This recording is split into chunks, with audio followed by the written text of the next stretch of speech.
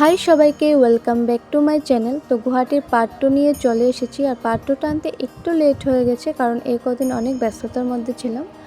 তো এই যে সকাল সকাল উঠে পড়েছি, আর সকালে উঠে চাও খেয়ে নিয়েছিলাম। তো এরপর বদি করেছিল আলুর সবজি আর রুটি, সাথে মিষ্টি ছিল। খাওয়া দাওয়ার পর একটুখানি রেডি হয়ে বেরিয়ে পড়েছিলাম। আর বেরোতে বেরোতে প্রায় 10টা বেজে গিয়েছিলো, আর আমাদের বেরোনোটাই অনেকটা লেট হয়ে গেছে। আর দাদা বদির ঘর যেহেতু লাল গণেশ, তো লাল গণেশ থেকে একলেন্ড যেতে কিন্তু অনেকটা টাইম লাগে। তো সেই জন্য এই যে একলেন্ড এসে পৌঁছেও গেছি, আর পৌঁছতে পৌঁছতে প্রায় 12:30 বেজে গিয়েছিল। তো যাই হোক, জায়গাটা কিন্তু অনেকটা সুন্দর। তো এখানে ফটো ভিডিও করে নিয়েছিলাম, অনেকটা ভালো লাগছিল। আর যেহেতু আমি বড় ব্লগ করি না, বড় ব্লগ করলে তোমরা সেভাবে দেখতে চাও না, তো তার জন্য চেষ্টা করি যাতে মিনি ব্লগে তোমাদের সাথে সব কিছু শেয়ার করতে পারি। আর মিনি ব্লগে তো সব কিছু দেখানো সম্ভব না, তাও চেষ্টা করি যাতে ছোট্ট করে শেয়ার করতে পারি। তো এখানে ওদের কিছু ফর্মালিটি ছিল, তো সেটাই ওরা করে নিচ্ছিল। তো এই যে ফাইনালি ঢুকতে পেরেছি। তো এটা হলো গেটটাও ভীষণ সুন্দর।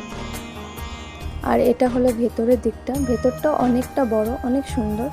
তো এখানে অনেকটা টাইম ঘোরাঘুরি করার পর সব কিছু দেখার পর চলে গিয়েছিলাম ড্রেস চেঞ্জ করতে। আর এখানে সব কিছুর সুবিধা অনেক সুন্দরভাবে দেওয়া আছে, তো তার জন্য কোনো প্রবলেম হয়নি। তো এই যে ড্রেস চেঞ্জ করেও নিয়েছি। তো এরপর আমরা ফটো ভিডিও করে নিয়েছিলাম, আর ফটো ভিডিও করে ফোনটাও ওদের কাছে দিয়ে দিয়েছিলাম। যেহেতু সুবিধা আছে, তো তার জন্য ফোনটা রাখিনি, তো ওদের কাছে দিয়ে দিয়েছিলাম। ফোনটা রাখলে রিস্কও হয়ে যাবে।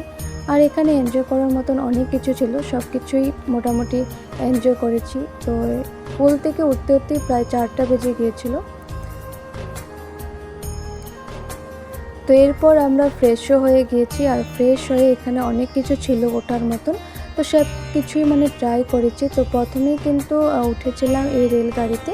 তো এরপর উঠেছিলাম ঘোড়ার গাড়িতে উঠে সবচেয়ে থেকে বেশি ভালো লাগছিলো, কি সুন্দর লাগছিলো, পুরো বাচ্চা লাগছিলো। আর সেদিন পুরোই বাচ্চা হয়ে গেছি।